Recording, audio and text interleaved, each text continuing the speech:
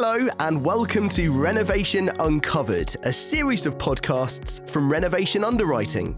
Think of us as your renovation survival guide. My name's Daniel Fox, and in these episodes we'll journey through your property renovation from concept to completion.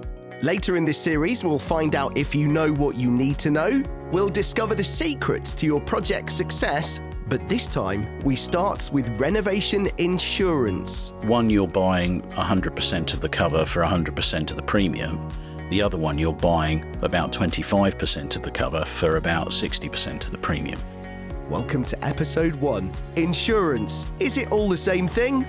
And should I care? In this episode, we talk about the insurance market, the difference between a broker and an online policy, and the differences between home insurance, contractors insurance, and renovation insurance. For this episode, my guest is Douglas Brown, who is MD of Renovation Underwriting Limited, and we started by talking about the different types of insurance that are out there. Thank you. The really interesting point about insurance is that nobody ever really reads it. So nobody ever really knows what it covers. And so what you're trying to understand is what the intent of the policy cover is. Sadly, over the years, we've managed to completely commoditise and devalue insurance. And part of the problem of that is that as it gets cheaper and cheaper, insurers take a sterner and sterner view of what they're going to pay for and what they're not going to pay for.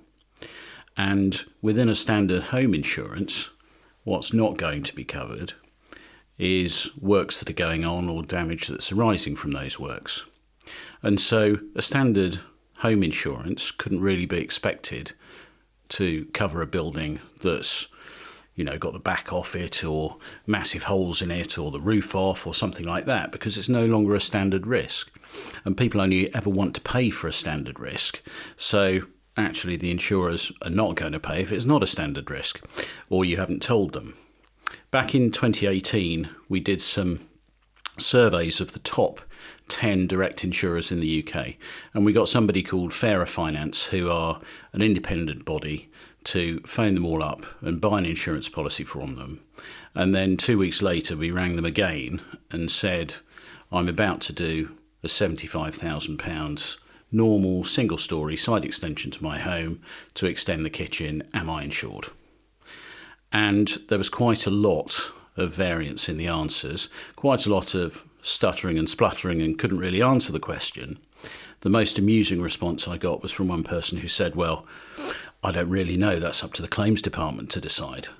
And so actually putting yourself in the lap of the gods to, by chance, have your home covered if something went wrong or not, then just really isn't good enough, because all said and done, this is probably your single largest financial and emotional asset. So here was me thinking that my home would be insured by my home insurance during renovation works. Chances are probably not. But builders and contractors, they're insured, aren't they? Well, they are, but they don't cover me. You're right, it's not the case. So what fooled everybody in our focus groups when we did them in 2018-19 was that most contractors used the term fully insured when they quoted for something. So everybody naturally assumed that anything that happened to their property as a result of the works would be covered by the builder's insurance. Unfortunately, builders tend to buy insurance that's liability only, usually. Some of them buy contract works insurance as well, but builder's insurance is full of all sorts of warranties, and of course that only insures them. It doesn't insure you, the homeowner. And so if, let's say, a contractor breaks one of the warranties in his insurance and his insurers turn around and say, well, on that basis you broke a warranty, we're not paying, that means the person whose house they're damaged isn't going to get their claim paid either. And I'm sure lots of contractors have really good intent about saying they're fully insured, but actually what's really worth doing if you're a householder is asking the builder how that you're going to get paid if a claim occurs. And my I'm betting my bottom dollar that they won't be able to tell you, because proving negligence, which is what you have to do basically, is really difficult under English law, and you've got to be prepared to commit the money to actually proving that. And that might take you 2 years, particularly if you've got to battle with the builder's insurance company. So already we've learned that home insurance cover is patchy during renovation works. Your contractor's insurance is generally for them, but fortunately, there's renovation insurance. No, I'd never heard of it either, but it's designed and tailored for exactly this scenario. Here's Douglas explaining what it is. Renovation insurance ostensibly replaces your building's insurance during the works. It assumes that there's works going on to the property, so if you've got to have the roof taken off, or you're making a big hole in the back of your home so that you can have an extension, it acknowledges that. It provides cover for the existing structure and includes damage by the contractor. So if the contractor, say, caused an accidental collapse and their insurers refused to pay, rather than your home insurers turning around and saying, well, you didn't tell us you were having works, we're not paying, we're standing there behind you to make sure that you can rebuild. Renovation insurance also covers the works that are going on. What you've got to remember here is that the person who is risking most isn't the builder, it's you. You're the one who owns the existing structure, your home. You're also the one who's paying for all the works. And so if there's damage to the works and the structure, the only person who really stands to lose very much is you.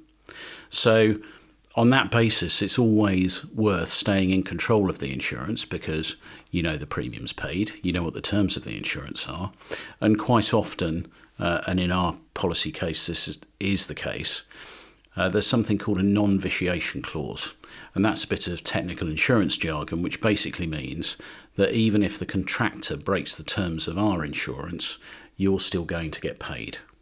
Okay? And it's really important that you buy yourself that extra piece of security.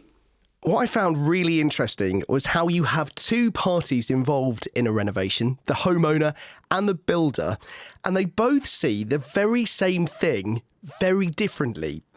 For a homeowner, it's our everything. It's our life's work, our savings, our biggest financial outlay every month, and our biggest ever investment. But for a builder or contractor, it can be just one of any number of projects they're working on this year.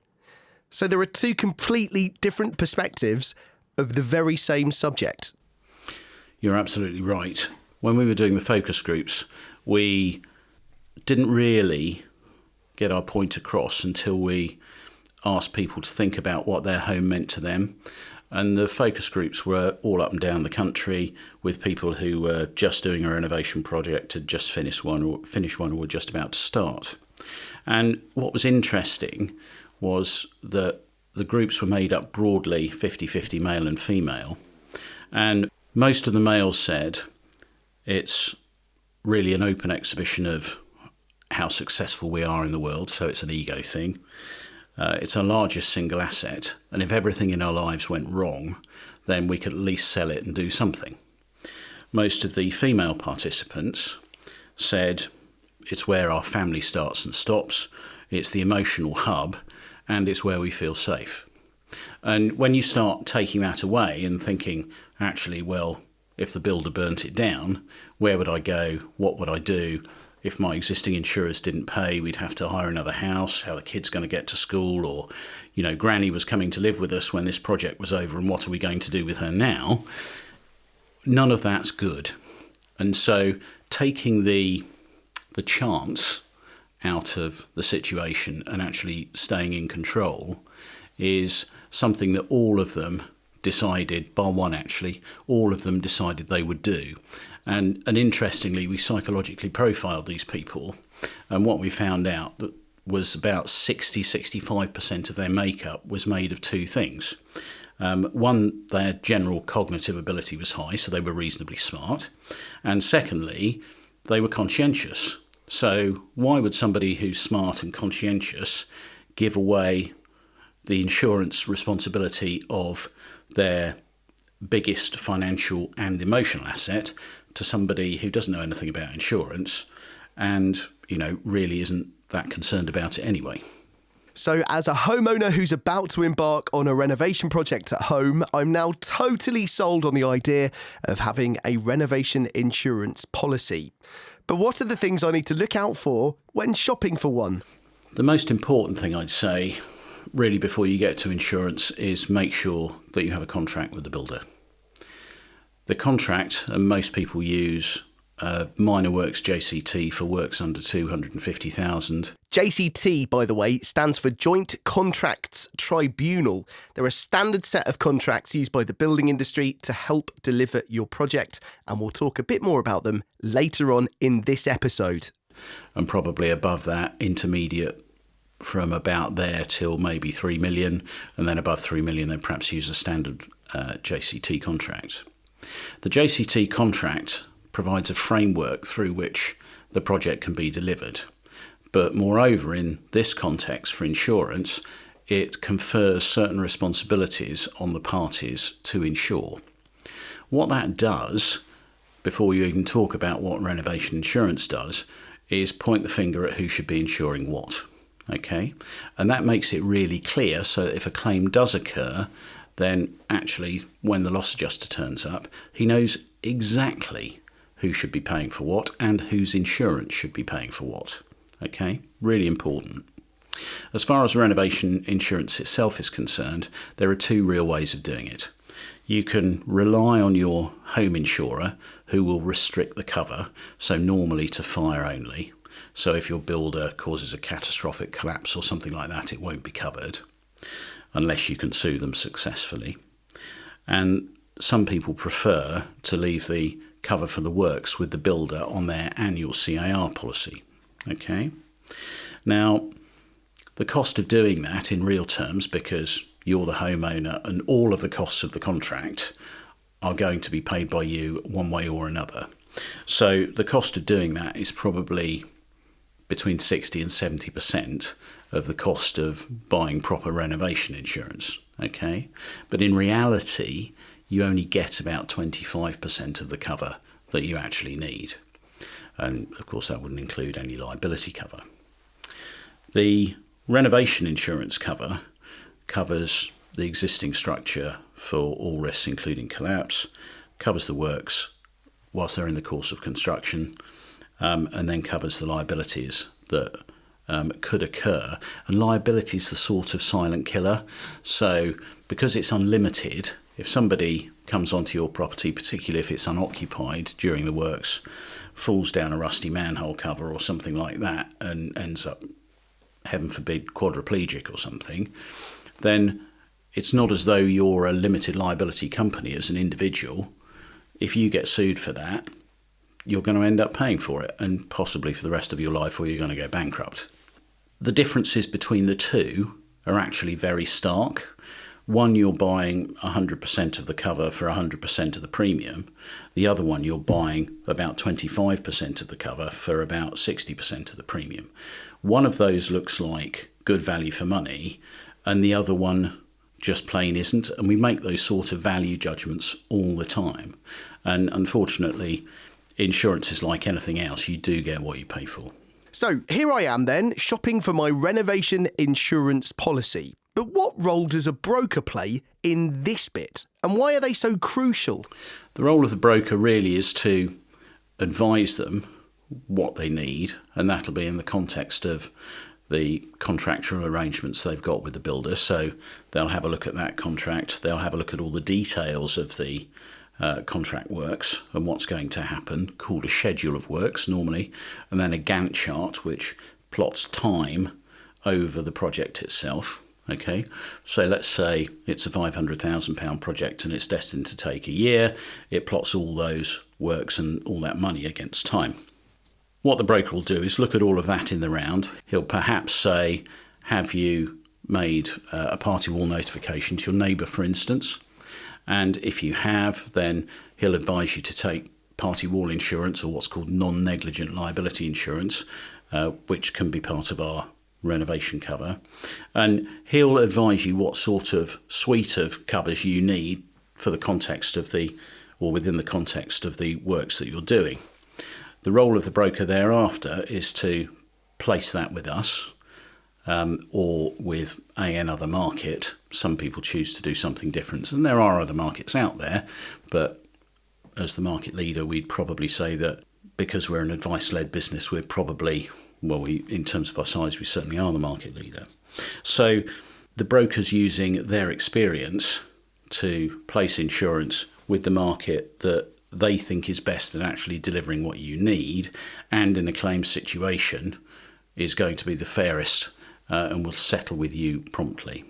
So you've chosen a builder, you've used a broker to organise your renovation insurance, but before they start, you really ought to have an agreement in place between both parties. Douglas has some words of advice and a few words of warning here. So most builders, if they're any good, will have had their solicitor prepare some standard terms and conditions for them to operate under, and those are the basis on which they'll quote to you. Okay.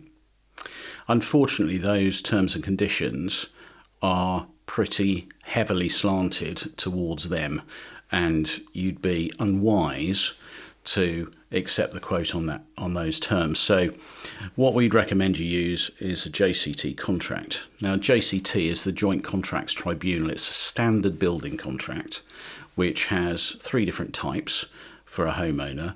The minor works, which is good for up to about 250,000 works. From there till about $1 million, the intermediate works, and above $1 million, really, probably the standard works contract. Each of those gets more complicated as the works get more complicated. The minor works JCT, for most people, is brilliant because it sets out a framework under which the contract can be delivered, and it's a legal framework that's binding on both parties because you sign up to it. It's not very complicated to arrange, and either a contract administrator, so somebody like your architect, can help you write that. All it really is filling in the blanks. It's nothing too complicated. But what it does do is confer certain responsibilities in the insurance section between you and the contractor. The one we always advocate is that you stay in control of the insurance of the existing structure, your existing home, and the works, the things you're investing in. The JCT thereafter normally makes the contractor responsible for all the liabilities that occur during the works. Okay? So it's a really good way of, before the works have started, actually tidying up who's responsible for what. So when a loss adjuster turns up, if there's a claim, then it's quite clear where the responsibilities sit for what, and he isn't sort of trying to point the finger at somebody else or getting into a squabble over who's going to pay for what. And being that organised is probably the best thing you can do, and then buying the insurance that supports a JCT contract or is JCT compliant, which is a term that we use, is a really good idea. So our insurance is in order, our contractor is organised, and an agreement between us is in place. Quick tip.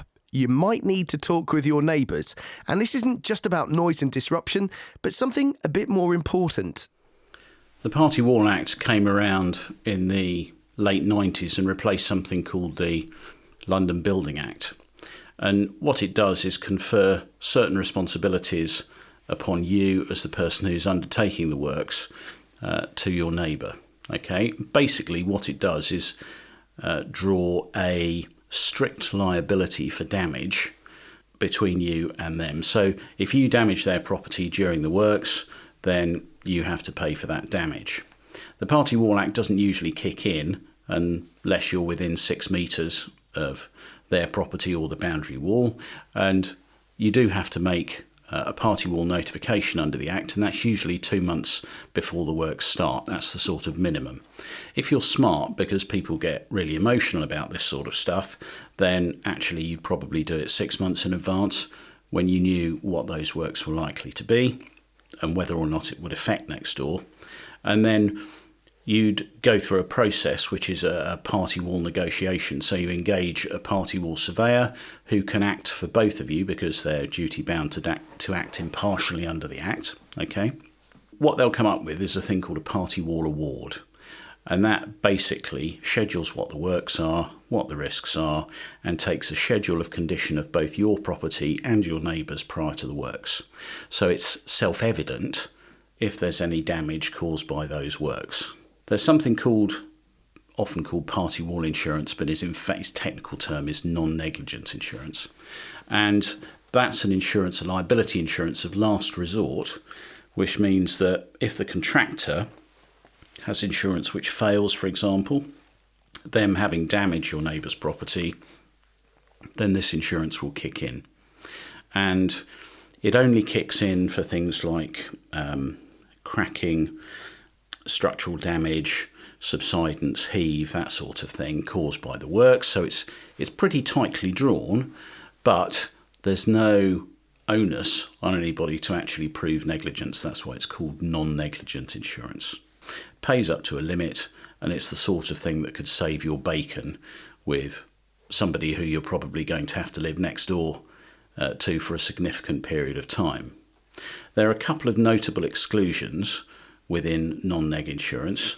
So the liability of the contractor, i.e. negligent acts by the contractor, a real failing by your structural engineer to get that sort of specification right. And if you're doing very ambitious works and you're not sure of the background of the structural engineer that's perhaps been recommended to you by your architect, it might be smart to spend a little bit more on professional fees and get a second opinion, because, that's important. And then thirdly, something called inevitable damage. So if the works you are doing are really invasive, structural, perhaps cause a lot of vibration if you've got to put piles in or something like that, then, and always were going to cause damage to your neighbour's property, then that won't be covered. So it's really important to ask your contractor and perhaps your architect if any of the works you are doing are likely to cause damage to your neighbour's property, such that that damage could be classed by an insurer as inevitable, because damage that is inevitable isn't insurable. It's just a standard commercial risk of doing the project. So renovation insurance can incorporate this non-negligent cover. In our smaller end products, it's really cheap, but it's really cheap because our smaller end products don't really get involved in the most complicated types of project.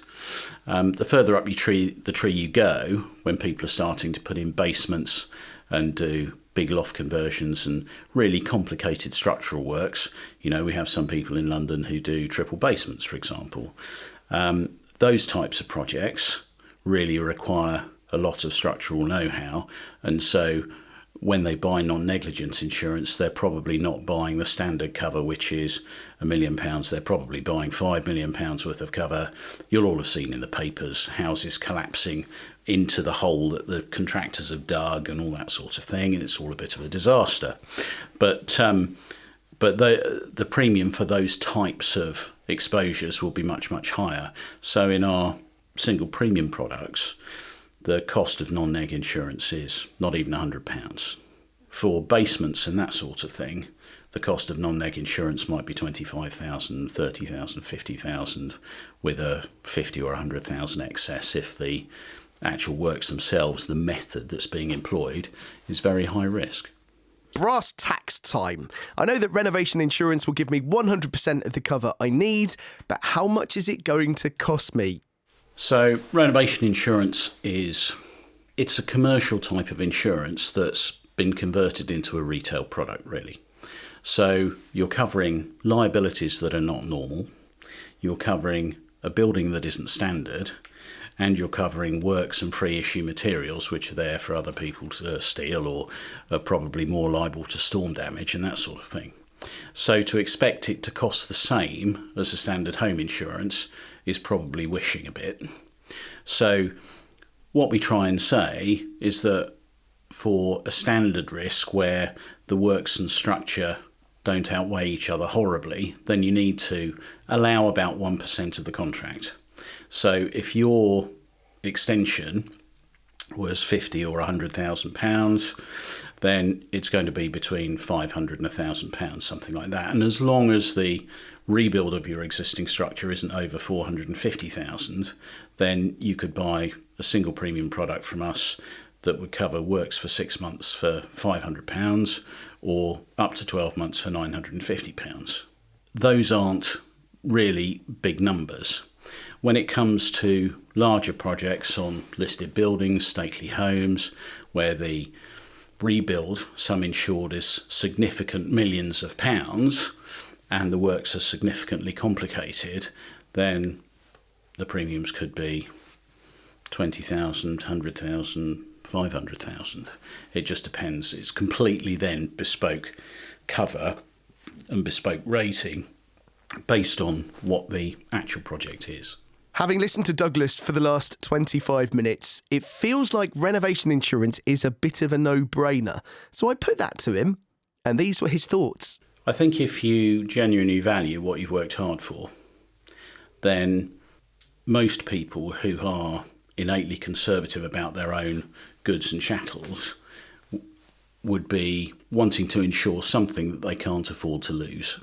Okay, and for most people, the thought of losing your home actually and trying to recover from that in your lifetime, unless you're an absurdly successful entrepreneur or, you know, you're sitting on money that somebody's left you, really isn't realistic.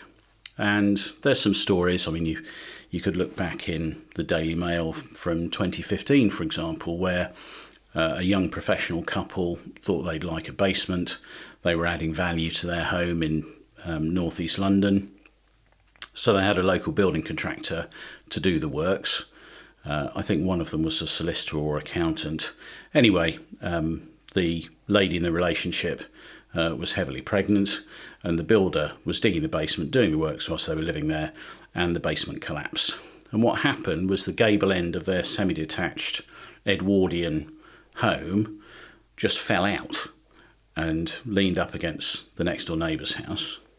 And the property itself sort of split away from its sibling. So you've got a house that's then sitting at a jaunty angle as it's collapsing into the basement. And in that situation, they spoke to the builder, who said he was insured and has shown he was insured prior to the work starting. Turned out he wasn't insured for doing basement works. So just because somebody shows you a liability insurance certificate doesn't mean it covers them for doing everything that they might be doing. So he wasn't insured. They sued the contractor. He went into liquidation. They asked their own home insurer to actually meet the loss, and it was Aviva. But because they hadn't told Aviva what they were doing, quite reasonably, the insurer turned around and said, well, actually, you didn't let us know, so we're not paying. And so they got themselves into a situation where they got a house with something called a demolition order on it. So it was an unsafe structure. So the council actually came and took it down. They weren't allowed to go back in and get their own household contents or anything like that. Nobody was allowed in it until they started taking it down from the roof down. And what it left them with was basically a building plot and a mortgage to the value of the house that was there. So since that time, they've been renting alternative accommodation and paying their existing mortgage. And the only time they're going to get out of that is when the price of the building plot is worth what their remaining mortgage is. And in fairness, most mortgage companies would probably have just foreclosed and sold it. But I think in this instance, because they were professionals, whether it was an accountant or solicitor or something like that, they didn't want to go into bankruptcy. So you can see how getting it wrong can have a phenomenal impact on your life, which most people are just not prepared to take the chance and can't afford to take the chance to actually happen. So on that basis, renovation insurance really is one of the cheapest parts of a renovation project, but it's also one of those things that enables you to sleep at night. And because I'm nosy, basically, before we wrapped up this episode of Renovation Uncovered, I wanted to know what sorts of projects Renovation Underwriting have recently insured. And I wasn't disappointed. The vast majority of what we do, of course, is straightforward, but there are some wonderful projects that we've been involved in. So people converting water towers, a canal tunnel, tree house. We've had some really, really absurd ones in London. One Austrian guy had an organ made for him in Austria, and we had to insure that from the moment it hit the port in England, the loading and unloading risk, and then the installation of it in the house whilst the building works were going on, because it was so huge that you couldn't actually get it through the doors once the building works were complete. So they had to go in as part of the build. Just recently, we had somebody who put a 4-ton brass elephant in their basement swimming pool area. So you see all sorts of weird and wonderful things. So no, not all projects are the same. Some people want pools on the roof. Some people want pools in their basements. Another one we did a little while ago, somebody had actually bought a London hotel so they could get access with their car through the hotel into their cassette parking for their garage, which is 3 stories below the ground. So you basically drive through, put your car on a lift, and it goes onto a metal pallet and then goes all the way down into the basement, and then the machine parks it, and that's how your car's parked. But the difference in the cost of projects, so we insure projects which are 20, 30, 40,000 up to 100 million. And some of the specifications for those projects are almost beyond belief. So we've had central London projects where the specification for the bedrooms is 0 dB. That means it's got to be absolutely silent, whatever's happening. It's recording studio level. So you can imagine how much effort it takes and money it takes to have a bedroom that's like that, when you can be having ambulances and horns blaring and all that sort of stuff going past outside the house. It's just incredible.